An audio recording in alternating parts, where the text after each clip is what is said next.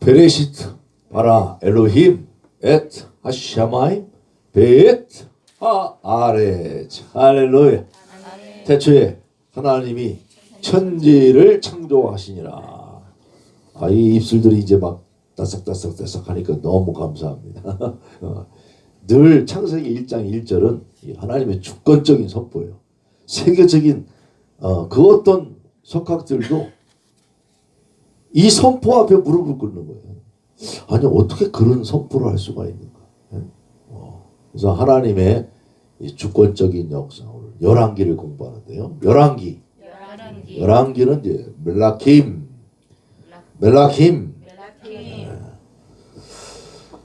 그 왕들에 대한 책이다.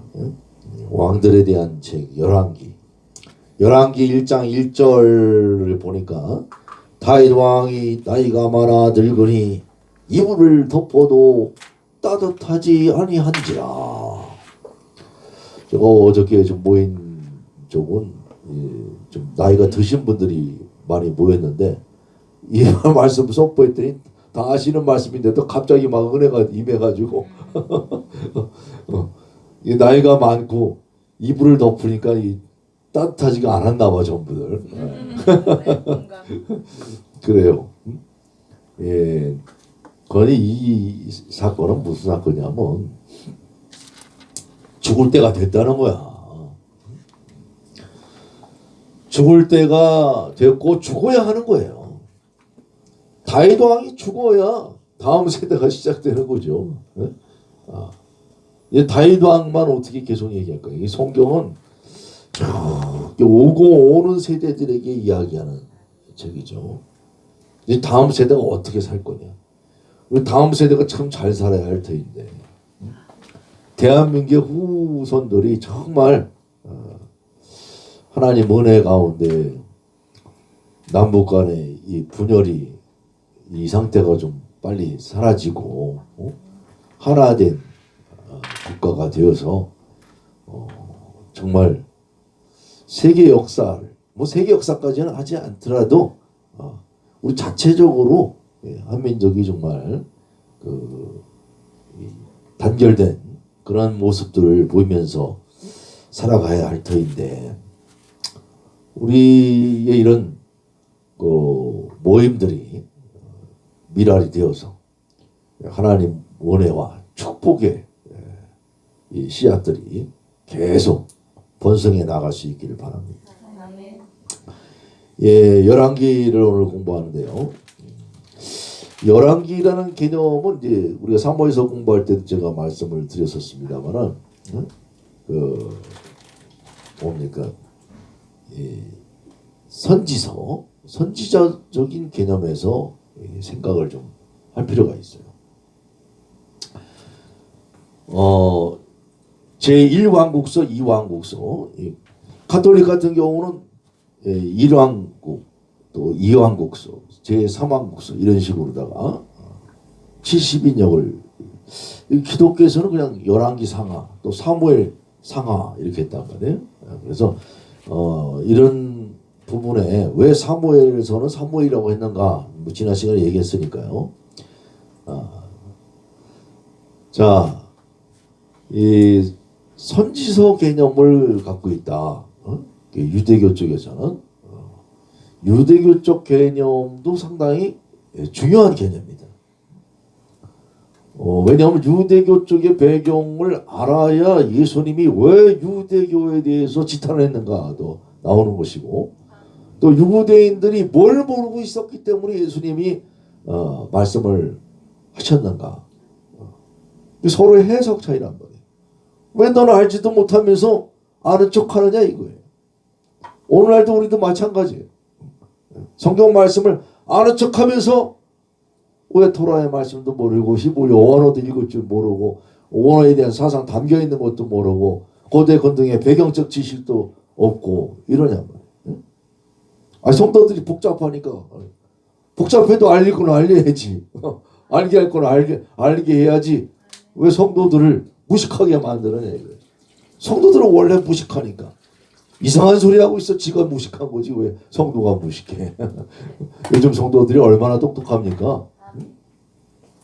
멜라킴. 왕들에 대한 역사를 하고 있습니다. 왕들에 대한 이야기를 하고 있는데 늘 성경은 이제 저자에 대한 관심들이 많이 있어요. 근데 항상 성경의 저자는 하나님이 저자시기 때문에 자꾸 인간적으로 이 저자가 누구야 여기에 자꾸 집중을 하면 곤란해. 정확한다고 왜 정확히나 몰라. 왜냐하면 쓴 분이 내가 썼다 이렇게 안 해놓거든. 모든 영광 하나님께. 할렐루야. 우리는 항상 누가 썼다 그래. 내가 썼다 뭐 이런 식으로 다 얘기를 하는데 내가 쓰는 게 아니라 하나님께서 쓰게 하셨고 뭐에 대해서 하나님께 대해서 썼단 말이에요. 하나님을 믿는 사람들에 대해서. 하나님을 믿는 사람들에게 하나님은 어떤 분인가를 알리려고 쓴 것이지요. 그래서 그렇지만 이제 유대교 전통적으로는 이제 예레미야가 썼지 않았겠느냐. 왜 그들은 그렇게 생각했느냐? 열왕기하 25장에 보니까 그 24장 25장의 내용이 열왕기하 그 부분이 예레미야 52장에 나오는 거하고 같아요. 거의 글자 같단 말이에요. 문장 자체가. 그러면 예레미야가 썼다고 그랬으니까 예레미야가 쓴 것이다. 성경은 연관이 돼 있어요. 연관이 돼 있어서 예레미야만 있습니까? 열왕기하 17장 이 히스기야 쪽의 이야기는 이사야 39장에 또 똑같은 내용들이 나와. 그럼 이사야가 쓴 거야? 그래서 이 어떤 한 사람의 추론을 가지고 유대교 쪽에서는 전통을 잘 세워요. 그래서 한번 전통이 딱 수립이 되면 그게 고정 사실이에요. 거기서 벗어나면 안 돼. 가톨릭도 그런 부분이 있어요. 가톨릭도 그런 부분이 있어서 교황이 한번 딱 그 교회 공동체가 한번 결정을 냈다. 그러면 불변하는 거예요. 우리 기독교도 또 그래요. 기독교도 뭐 삼위일체론 이런 것이 있으면 그거 벗어나면 이단이야. 이런 식으로. 그런데 공동체 규약도 중요합니다만은 성경 자체가 말씀하시는 내용이 무엇인가 이것이 더 중요하고요. 그래서 그렇게 제가 말씀드리려고 하는 골자는 뭐냐면 정확하지 않은 걸 너무 정확하게 자꾸 하려고 하지 말고 모르는 건 모르는 채로 그냥 두는 것이 가장 좋은데 그럼 뭐 그냥 넘어가면 되니까 생각할 거 생각해야지. 다양하게 많은 사람들이 생각한 내용들을 가지고 중심적으로 우리가 가져야 될 것이 뭔가고 그 가지 하나 때문에 나무를 다 잘라버릴 거냐고 가지치기만 하면 되는 것이지. 그래서 그런 부분들이 있다는 것이죠. 자, 열왕기상 8장이나 12장 뭐 이렇게 보면 또 이 성경에는 이런 부분이 나와요. 오늘까지는 이랬다. 응? 오늘까지. 근데 이 오늘까지의 단락이 있잖아요. 그때까지가 다 달라. 그러니까 오늘까지를 어떻게 해석하느냐에 따라서 이것이 그러니까 언제쯤 쓴 거야. 에레미야가 쓴 부분도 있고 이사야가 쓴 부분도 있고 뭐 하여튼 그런 식으로 쉽게 얘기하자면 조금 이제 학술적으로 얘기하자면 이제 이거 언제쯤 썼을까 보니까 요시야가 성전에서 책을 발견하잖아요. 훌다 선지자로부터 해가지고 그래서 이거 우리가 말씀대로 안 살았구나. 뒤늦게 정신 차리고 개혁을 일으키죠. 혁신, 개혁, 도시바, 일본의 그 회사 모토를 보면 이노베이션, 혁신을 이룬다, 개혁하자. 어떤 그런 모토들을 갖는데 그런 것들이 이제 필요한데 그 요시야쯤에 어떤 개혁 정신이 일어나고 그때를 기점으로 봐야 되지 않는데 근데 그 다음에 보니까 요시야 때 정신 차리고 이 나라가 멸망의 길을 가지 말아야 하는데 결국은 멸망의 길로 가잖아요.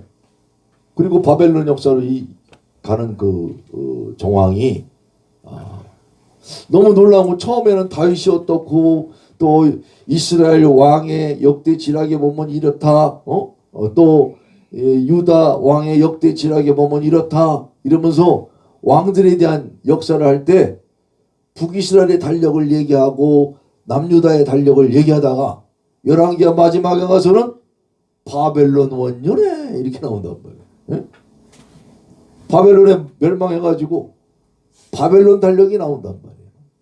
근데 이걸 이제 어떻게 해석하느냐에 따라서, 그래서 이제 바벨론으로 갔기 때문에 바벨론 포로 이후에 여호야긴 왕이 사로잡혀 가서 거기서 석방을 하고 노임을 받아서 바벨론 왕과 함께 행복한 생활을 하게 되었다. 이렇게 끝내고 있는데 우리는 뭘 봐야 되냐면 성경의 저자가 말하고자 하는 것은 어느 특정 시점을 얘기하는 게 아니에요. 이거 성경에서 말하고 하자는 오늘이라고 하는 개념은 그 시점별로 중요한 사건이 바로 오늘 네가 좀 생각해라 이거예요. 오늘 네 생각 속에 좀 있어라. 나는 이 시점까지를 오늘까지라고 정해놨는데 이것이 뭐냐면 오늘 읽고 있는 너한테 중요하기 때문에 이렇게 해석을 하는 것이 더 낫다. 여기서 정확하게 그때가 언제입니까? 이걸 따지면 이게 편집설이라고 그래요. 그래서 요때가 그래서 결국은 여호야긴 왕이 사로잡혀 간 거니까 그걸 아는 사람이 쓴 거니까 그때 이후로 쓴 거 아니야? 그러면 바벨론 포로가 된 상태니까 유다가 BC 586년에 멸망했기 때문에 그 멸망한 이후에 쓴 거 아니냐? 아직 페르시아가 정치하기 전이니까 539년 이전에 쓰인 것이다. 뭐 이런 추론들이 나오는 거란 말이에요. 그런데 성경을 쓰는 저자는 딱 어느 시점에서만 쓴 게 아니라 여러 가지 자료를 참고했어요. 그럼 여러 가지 글들이 있었단 말이에요. 그 글들을 취합해서 그 글들의 시점별로 중요했던 내용들을 또 다른 시각에서, 그래서 그러니까 저자가 한 사람이라고 딱 얘기할 수가 없는 거예요. 이제 좀 우리 이제 신학 쪽에서는 이제 학술적으로는 그런 걸 자꾸 찾고 싶죠. 그러니까 그때가 언제야? 언제까지는 누가 했고? 자, 그건 학술적으로 자기의 발표를 해서 학위를 따려는 목적이니까 그렇습니다만은 중요한 거는 우리가 학술이 중요한 게 아니라 내가 따고자 하는 학위가 중요한 게 아니라 이 글을 통해서 하나님의 저자가 뭘 우리에게 깨닫게 하는가. 그래서 성경은 처음부터 끝까지 죄를 깨닫게 하는 거예요. 심판을 깨닫게 하는 거예요. 열왕기를 통해서 심판이 있다는 거예요. 그래서 바벨론 포로 이후에 이제 그런 내용 그 정도로 하고요.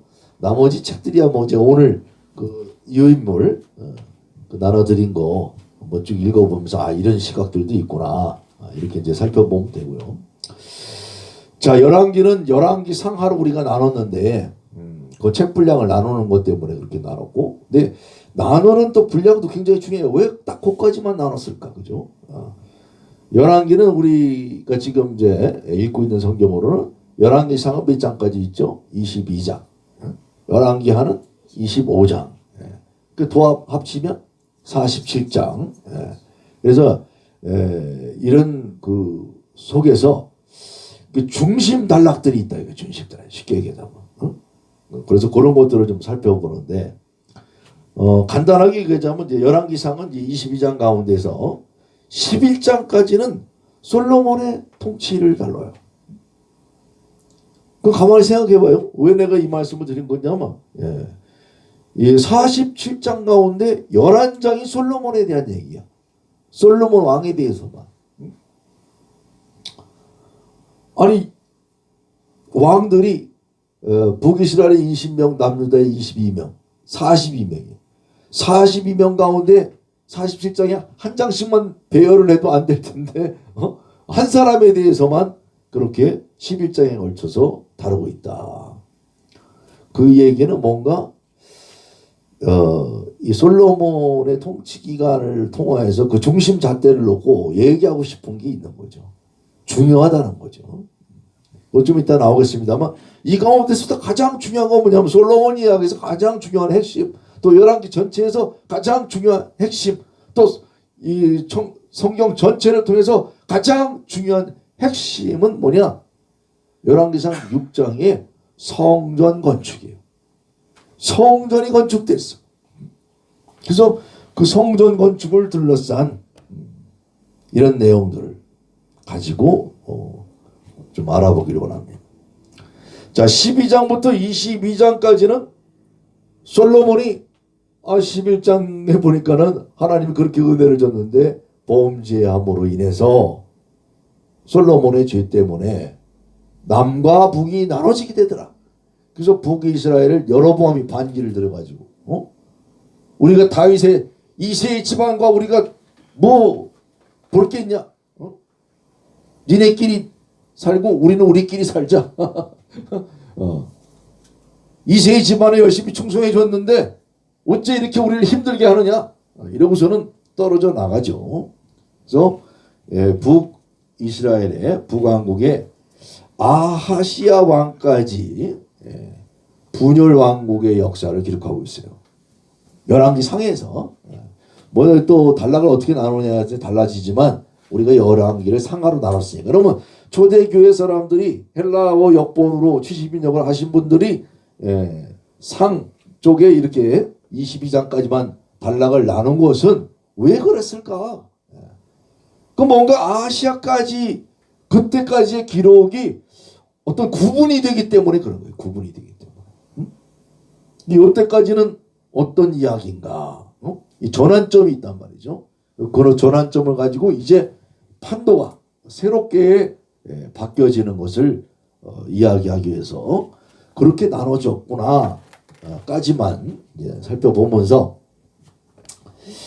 다윗 왕의 생애 통치가 열왕기는 계속해서 뭘 얘기하냐면 다윗 왕이 나이가 많아 죽었는데 다윗 왕은 그래도 선왕으로서 다윗 왕은 솔로몬에게 모든 부를 넘겨주는 왕인데 그런데 다윗 왕은 하나님 보시기에 무언가 합당한 마음, 또 다윗이 하나님을 향한 마음이 있었기 때문에 성전을 건축하고자 하고 싶은 마음이 있었기 때문에 내가 집이 없냐?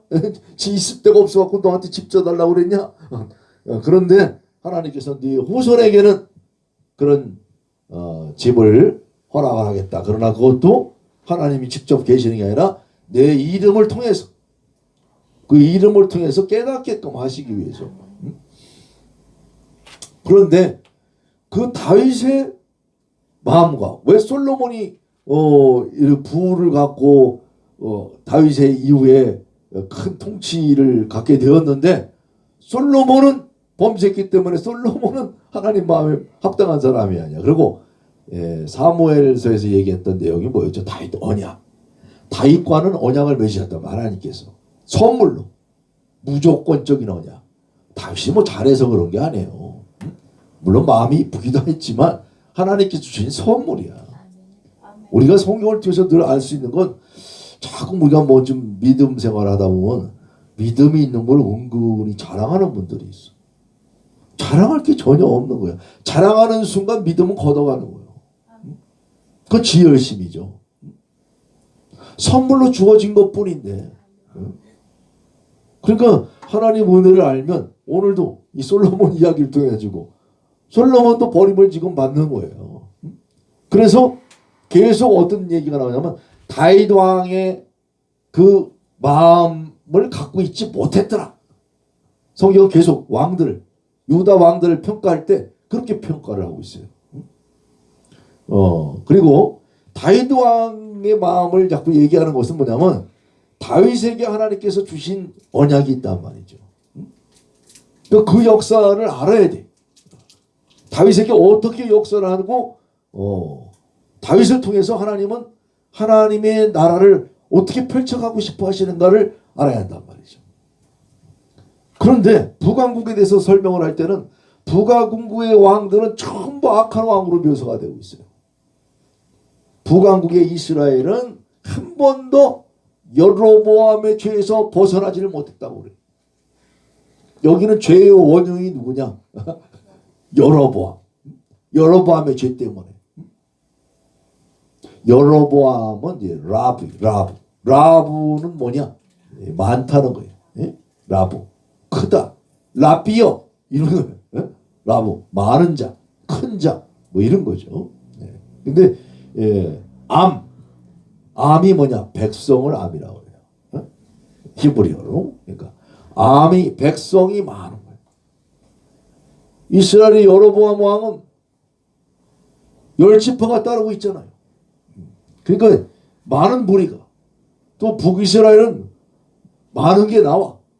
에브라 지역 이런 쪽은 산물이 많아요. 먹을 게 풍성한 쪽이야. 부자 나라야. 이렇게 쉽게 얘기하자면. 그런데 이런 그 여로보암이 하나님 은혜로다가 왕국을 하나 또 설립하기까지 해주셨는데, 그러나 여로보암은 기본적으로 문제가 있다. 하나님께서 주신 것을 자꾸 인위적으로 만들었단 말이에요. 그래서 여로보암의 죄가 무엇이었는가 우리가 한번 살펴보고요. 반면에 하나님은 언약에 신실하신 분이다. 하나님은 신실하셔요. 네. 우리가 믿음이 있는 줄 아는데 하나님 믿음이 있으셔. 어떻게 인간을 믿을까? 우리 같으면 우리가 신이라고 한다면 인간을 믿을 수 있겠습니까? 우리 사람끼리도 부모 자식 간에도 신뢰가 떨어지면 못 믿는데, 형제 간에도 자매 간에도 못 믿는데, 또 우리 총회만 해도 서로 못 믿는데 어떻게 믿을 수가 있어요? 그런데 하나님은 신실하시다. 늘 그것이 주제예요. 인간은 실패합니다. 연약합니다. 그럼에도 불구하고 주권적으로 하나님의 목적을 이루어 가신다. 하나님의 뜻을 이루어 가신다. 그래서 우리는 늘 우리의 뜻을 관철하려고 하지 말고 하나님의 뜻 안에 맞는 그것을 깨닫게 하는 것이죠. 하나님의 주권적 역사를 통해서 하나님의 은혜를 발견하게 되는 거예요. 죄가 나와 여기 있는 죄악들을 보면서, 야, 어쩌면 요 왕들은 요럴까? 정말 우리가 봐도 해도 정말 너무하시네 하는데, 그 너무하시면서 그게 너 아니니? 늘 성경은 그 말씀을 하고 있다, 이렇게 생각을 해요. 그런데 이 문제는 메시아가 와야지 해결이 돼. 그래서 메시아를 갈망하게 하는 거예요. 그 메시아를 갈망하는 이런 속에서 열왕기의 그 목적은 쭉 읽어보시면 되고요. 자, 이 골자는요, 실제는 이제 간단하게 설명을 드리자면, 솔로몬에 대해서 오늘 좀 많이 말씀을 드릴 터인데, 솔로몬에 대해서 긍정적인 면과 부정적인 면을 갖다 똑같이 나누고 있는데, 11장에 걸쳐서 솔로몬에 대한 이야기를 하는 것은 기본 틀을 만들어 놓는 거예요. 그 기본 틀 안에서 바로 이 잣대로 그대로 가더라 이거야. 왕들의 역사가. 그리고 이 기본 틀에 관한 것이 우리 속에도 있더라 이거야. 우리 속에도. 너 솔로몬 아니니? 그러는 거예요.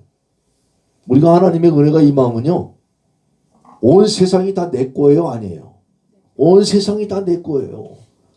근데 나한테 욕심이 들어와서 누구하고 비교하게 되면 내 게 아니야. 내 거보다 제 게 더 커. 우리 개척교회보다 저쪽 개척교회가 좀 더 커. 저게 부흥했대. 우리는 10명인데 저긴 100명이래. 이렇게 비교하기 시작하면 본질에서 벗어나는 거예요. 하나님께서는 다 주셨는데, 그 하나님의 일만 하면 되지. 쌓이시를 왜 따져? 바로 그와 같은 거예요. 그러니까 자, 다윗 언약을 좀 얘기했습니다. 다윗 언약 이전에는 뭐가 있어요? 모세 언약이 있는 거야. 모세 언약이 뭡니까? 그게 주신 말씀 토라란 말이에요. 응? 모세오경 전체. 모세하고 출애굽기 19장부터 주신 그 말씀만 생각할 게 아니고 전체 토라의 말씀, 우리가 쉽게 얘기하는 모세오경이라고 하는, 거기서 특히 이제 신명기적 말씀, 이게 이제 학술적으로 이제 신명기적 사관이다, 이런 용어들은 이제 독일의 학자들 노트라든가 이런 그 폰라드라든가 이런 사람들 계열로 이제 나옵니다만은, 그런 이 토라의 말씀에서 벗어나는 거, 이게 문제다 이게. 늘 우리는 그 생각을 가져야 돼요. 말씀에서 벗어나는 게 문제인 거야. 늘 강조합니다만 사람 말도 그렇잖아요. 왜 내 말 안 듣니? 내 말 좀 들어. 안 듣는 사람은 왜 그래? 네 말이니까 못 들어. 네가 내 말 들으면 안 되겠니? 그런데 이 방침, 규칙이 딱 정해져 있는 거지. 하나님의 말씀이 우린 잣대란 말이에요. 기준점이. 예? 그러니까 하나님 말씀을 준행하도록. 그 말씀이 바로 솔로몬에서 이루어졌는데 솔로몬에서는 이루어지지 않았어요. 솔로몬이 뭡니까? 샬롬, 평안이에요. 예? 평안이 이루어져야 되는데 솔로몬이 과연 평안을 이루었는가? 솔로몬 때 평화가 있었지만 또 이 1장부터 왕권을 갖게 되기까지, 제가 그 솔로몬 써놓은 거는 바로 그 부분인데, 엄청난 궁중사가 있죠. 여기에 엄청난 갈등과 분쟁과 음모와 투쟁이 있다고요. 응?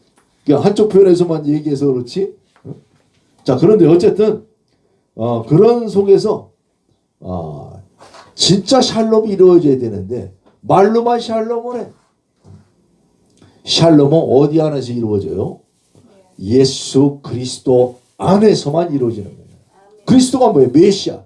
예수와 한 메시아, 그 마시아이신, 메시아이신 예수 안에서만 이루어지는 거예요. 그러니까 성경의 모든 인물은 다 예수 그리스도를 예표하고 있는 거죠. 그래서 솔로몬은 이스라엘 영토를 다윗이 물려줬고 그것을 공고히 다졌으며 20년 동안 성전과 왕궁을 건축했어요. 야, 뭘 건축한다는 건 정말 대단한 거야. 예? 예로부터 지금까지. 지금도 그래서 건축하는 거 보면 그냥 높은 거, 두바이 빌딩, 우리나라 롯데 빌딩, 남산 타워, 예? 엠파이어 스테이트 빌딩, 조금 더 누가 더 높이 올리느냐. 이 건축술 기술력이죠, 기술력. 그런데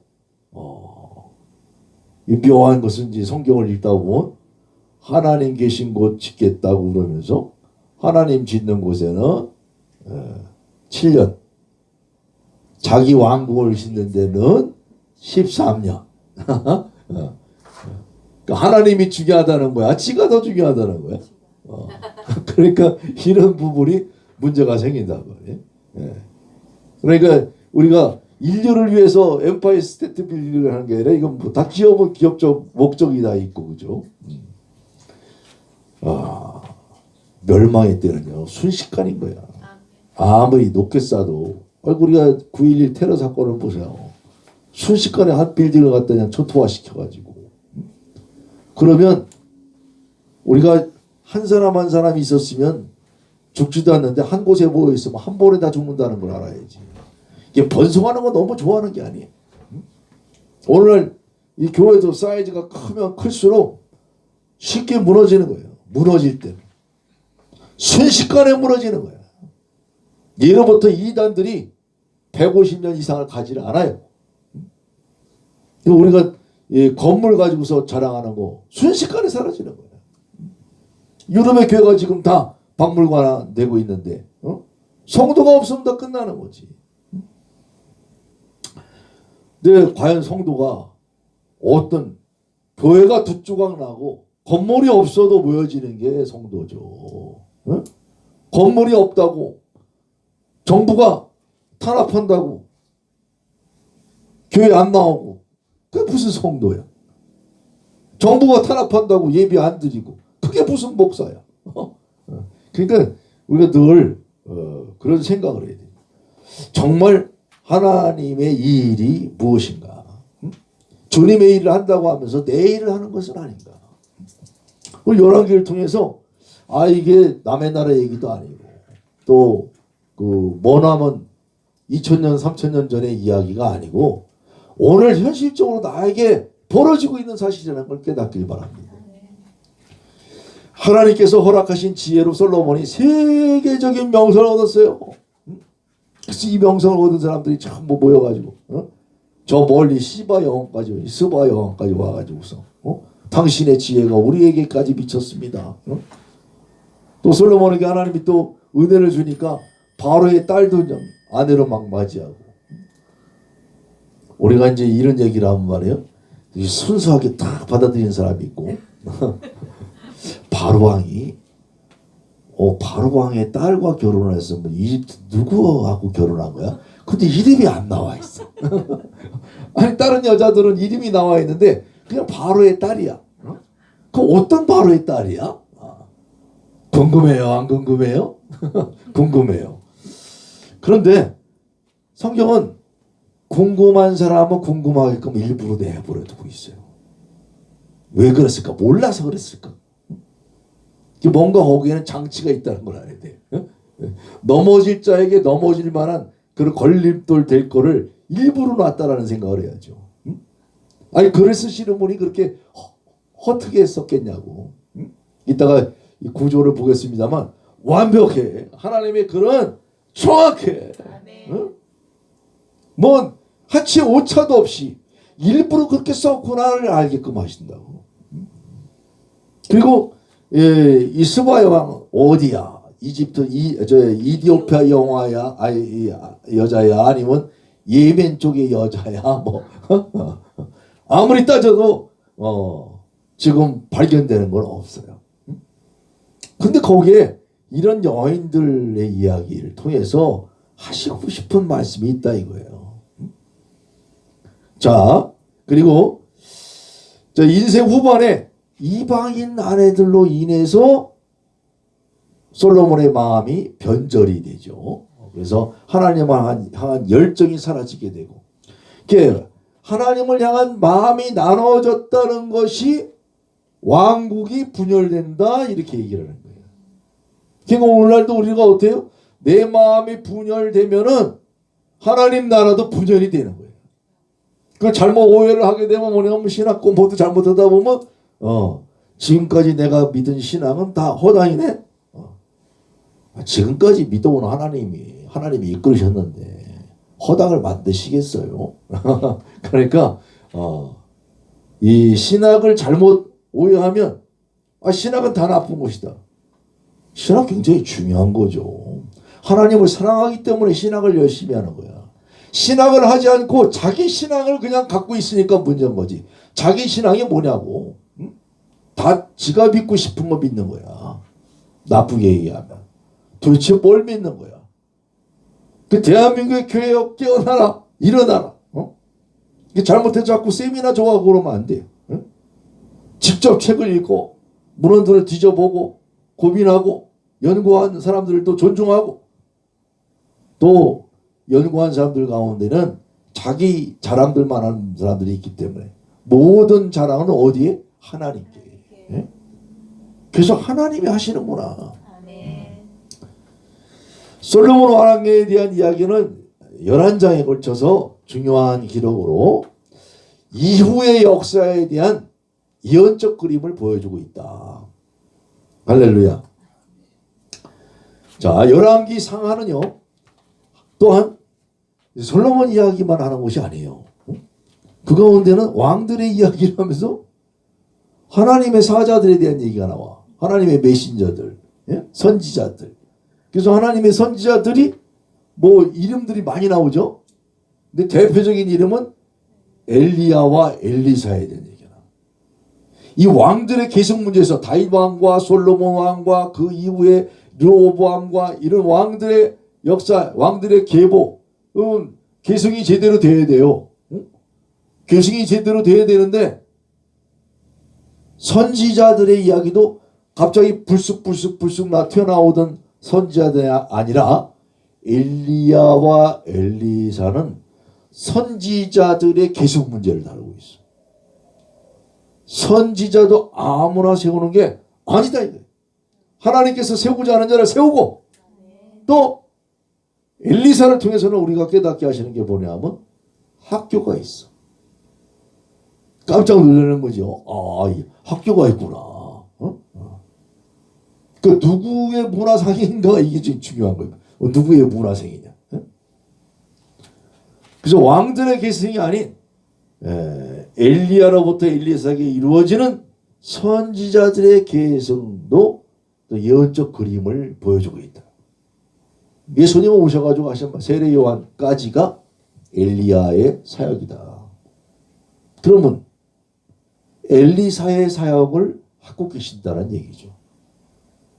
그래서 엘리사가 보여줬던 이런 그 기적들을 가만히 보면 예수님이 다 하시고 있는 걸 봐요. 그럼 예수님은 엘리사냐? 엘리사야. Why? 엘리사가 예수님이란 뜻이에요. 엘리샤라는 이름이. 이름 자체가. 샤가 구원한다는 거거든. 하나님이 구원하신다. 하나님이 구원하시는 자가 누구? 예수 그리스도. 자기 백성을 죄에서 구원하실 자. 그래서 이런 부분들을 얘기하고 있는데, 자, 이 왕들의 이야기를 하면서 왜 선지자들을 얘기를 하느냐? 왕들은 쉽게 얘기하자면 하나님이 허락하신 통치자예요. 하나님의 일을 하도록. 그런데 하나님이 주신 통치 권한을 자기가 왕이 돼서 움직이면 곤란한 거죠. 그러니까 선지자들의 말을 귀담아 듣고 또 제사장들의 말도 귀담아 듣고 해야 되는데 이 왕은 다 갖고 싶은 거야. 지금 우리나라가 문제가 뭐예요? 대통령직 줬더니 입법, 사법, 행정 다 독립되어 있어서 그걸 연합해서 공정하게 나가야 되는데 다 자기 마음대로 하려고 그래. 예? 이게 문제인 거죠. 예? 이게 왕정세계 같은 거지. 그러면 일이 잘 될 것 같아. 이 중앙집중과 이 왕권, 내 말 한마디면 일사천리로 탁 이루어지고. 왜 잡소리들이 많아? 그게 뭐야? 독재야. 잘 기다려지. 그래서 하나님은 인간 통치자들을 통해서 하나님의 일을 수행하도록 뒀는데 이것을 잘못 오해들을 하고서 권한들을 남용들을 하고 있다. 이 말씀을 하고 있는 거예요. 그 직권 남용의 결과가 뭐냐? 멸망의 길을 가더라. 그래서 그 멸망에 대한 과정을 아주 꼼꼼하게 디테일하게 400년에 걸쳐서 기록을 하고 있는 책이 바로 열왕기다. 이렇게 볼 수가 있겠습니다. 북왕국 이스라엘에서 활동한 대표적인 선지자가 있어요. 엘리야, 엘리샤, 호시아, 아모스. 또 이런 거는 한번 머릿속에 딱 정리해 놓고 있다가 나중에 이제 선지서를 또 더 깊게 공부해 들어갈 때 그래. 이 북왕국에서 활동한 선지자들이 있고 남왕국에서 활동한 선지자들이 있어요. 그래서 남왕국에서 활동한 대표적인 선지자는 이사야, 에레미야, 요엘, 미가, 하박국, 스마야 등이 있는데 나중에 또 가고요. 자, 그런 선지자들의 세계 속에서 11개에 나오는 선지자들 이름만 한번 살펴보면 나단, 아히야, 예후, 미가야, 이사야, 훌다. 왜 제가 이 말씀을 드리냐면 이제 이거 한번 하고 나면 이제 성경 11개를 읽을 때 이 이름들이 눈에 쏙쏙 들어와. 눈에 쏙쏙 들어오면 이 사람이 왜 여기 나타났지? 나타난 이유가 있어요. 깨달으라고.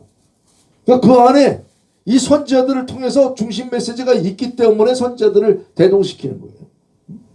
그리고 그 중에서도 가장 중요한 내용이 엘리야와 엘리사다 이거예요. 엘리야와 엘리사는 여기는 잠깐 뜬 나단 선지자가 또 아이야가 와갖고 야 일로 와봐 옷을 찢어. 그래서 네가 나라를 갖다 이렇게 쪼개가지고 너 이거 하나님께 주신다고 한다. 이거 나라의 분열 과정을 옷을 찢는 거로다가 이렇게 막 보여주죠. 그런데 이것을 통해서 진짜 옷을 찢으면 나라가 분열되는 거야. 그래서 뭐 꿈 해석하는데 이런 걸 자꾸 써먹고 그러면 안 돼. 그러니까 중요한 건 하나님께서 이 성경에 나오는 것들만 갖고 얘기해야 돼. 성경에 남아지는 얘기들만. 자, 엘리야와 엘리사를 통해서는 열왕기상 17장부터 열왕기하 9장까지 엘리야와 엘리사의 얘기예요. 그럼 요게 내용이 15장이야. 열왕기상 17장 22장까지 있으니까 6장이죠. 그리고 열왕기하 9장까지 선지자들 얘기가 나오니까 전체로 치자면 열왕기하 15장. 15장이 엘리야와 엘리사 선지자에 대한 얘기. 열왕기하 13장에 엘리사 얘기가 한 번 더 나오는데 그것까지 치면 이제 16장이죠. 자, 어쨌든 열왕기는 통틀어서 47장으로 구성되어 있는데 47장 가운데 15장이 바로 선지자들에 대한 이야기다. 솔로몬보다 더 중심적으로 얘기를 하고 있는 거죠. 여긴 몇 분의 1이야? 3분의 1이야. 솔로몬 이야기는 4분의 1이야. 그것도 엄청난 분량이었는데. 그러니까 이 열왕기 전체는 실제로는 왕들의 역사를 다루고 있는 것 같은데 누구의 이야기를 다루고 있다? 선지자들의 이야기를 다루고 있다. 그러니까 왕들에게 기름 부음을 주고 왕들에게 어떤 그 잘못 가는 방향을 잡으려고 하는 사람들의 노력들이 쭉 있는데 바른 말을 하는 사람을 우리가 늘 고마워해야 돼. 나한테 좋은 말을 하는 사람 갖다가 좋아하지 마요. 오늘날 교회는 좋은 얘기만 해. 그러니까 교회는 다 무슨 얘기 들으러 가는 거야? 저 좋은 얘기만 들으려고. 복 받는다 그러면 뭐가 복인지도 모르면서 그것만 얘기 생각하고. 그러니까 오늘 쌀이 들어온다는 얘기입니까? 그러니까 오늘 쌀 떨어진다는 얘기입니까? 그러니까 오늘 100만 원이 들어온다는 얘기입니까? 100만 원이 나간다는 얘기입니까? 이것만 듣고 싶은 거지. 하나님의 말씀은 말씀이 임하면 돈이 문제가 되디? 밥이 문제가 되디? 말씀이 밥이고 말씀이 분데 말씀이 내 안에 있으면 그 자체가 천하 만물을 주시고 이 인간에게 하물며 지나가는 참새까지도 다 하나님이 주관하시는데 하물며 너를 내버려 두시겠냐. 그렇게 닫게 되면 지금 배고픈 시절에 있어도 내가 어떻게 돼? 하나님 오늘 당장 가둬줬사오니 죽음마저도 나에게 문제가 돼요 안 돼요?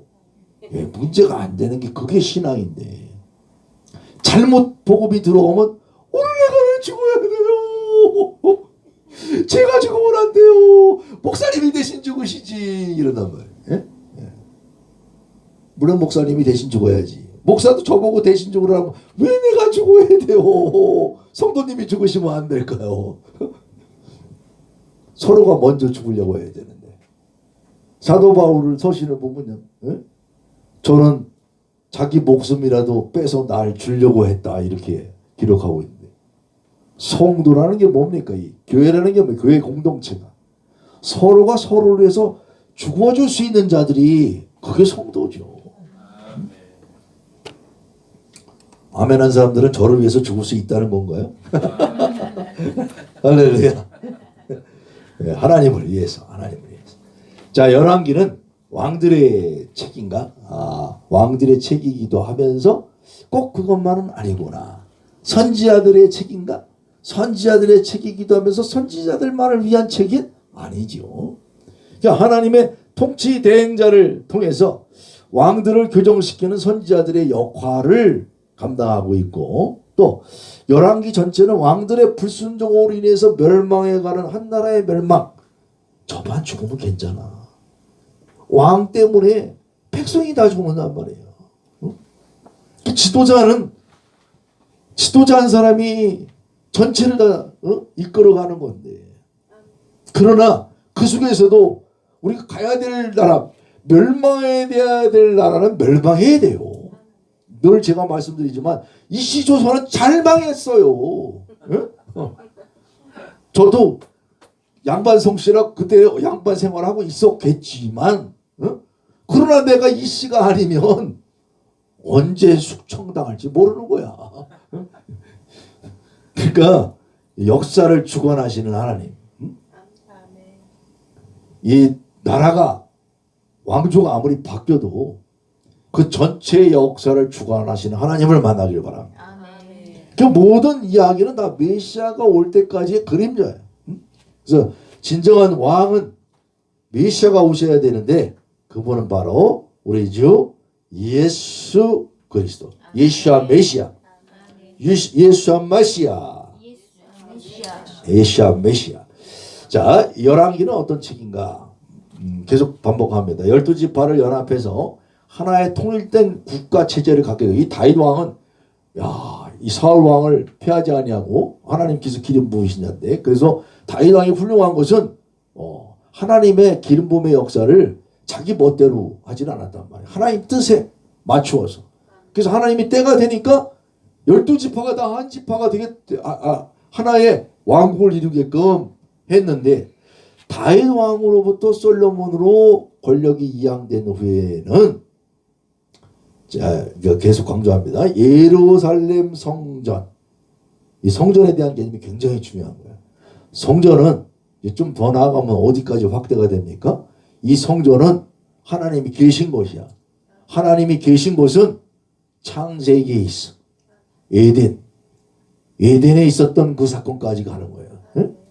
그러니까 그 성전을 중심으로 중앙집권적 체제를 잘 갖추고 번영을 했는데 솔로몬이 범죄를 했다 이거예요. 솔로몬이.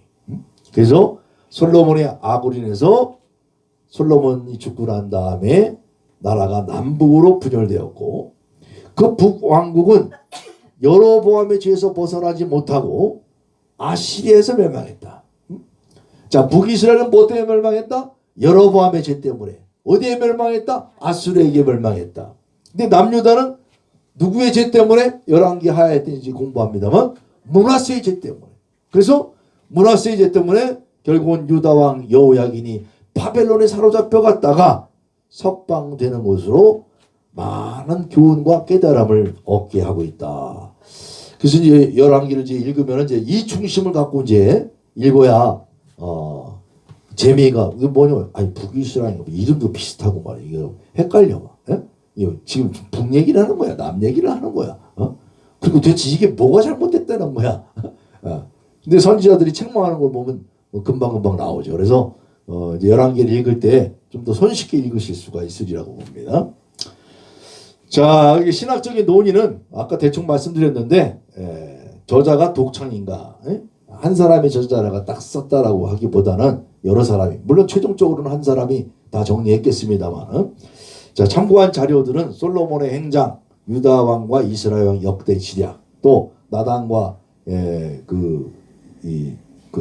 여러 갓 선지자의 그런 책들, 뭐 여러 가지 책들이 있죠. 근데 그 저장의 목적은 뭐냐? 또 헬라어 역본과 마소라 텍스트라고 그래. MT는 그 MT 가는 걸 얘기하는 게 아니에요. 마소라 텍스트.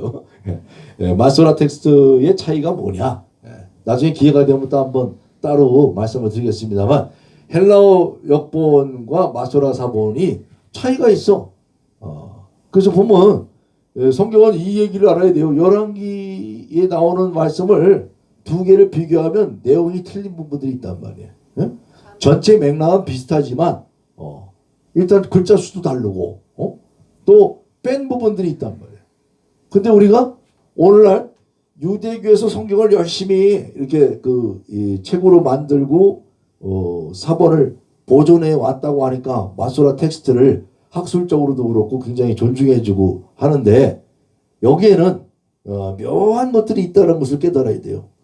헬라어 역본 속에서 신앙생활을 한 사람들이 쓴 내용이 신약성경이에요. 그러면 그 이전에 헬라어 역본이었던 것이 참고했던 성경이 마소라 텍스트였는가? 라고 생각해 볼 때 오늘날 사회 문서가 발견되고 보니까 조금 다르다 이거야. 그러니까 히브리어 성경도 보존을 많이 해왔다고 하지만 그 원리로 더듬어가면 히브리어 성경 사본들도 많았고 거기서 누가 뭐는 빼고 뭐는 집어넣는지 이런 것을 잘 알아야 된단 말이에요.